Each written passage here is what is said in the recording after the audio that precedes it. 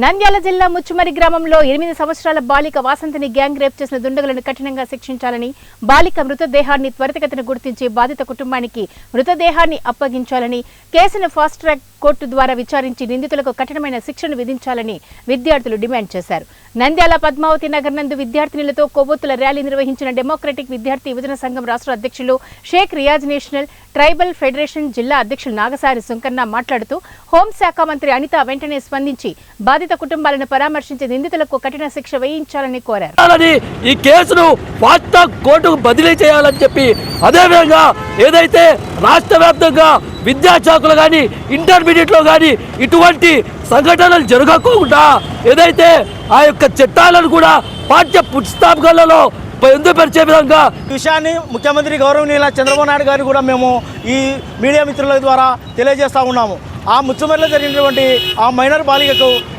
తక్షణమే ఆ కుటుంబాన్ని పరామర్శించి ఆ కుటుంబానికి అండగా నిలబడాలని నేషనల్ ట్రైబల్ ఫెడరేషన్ నంద్యాల జిల్లా అధ్యక్షునిగా ఒక్కసారి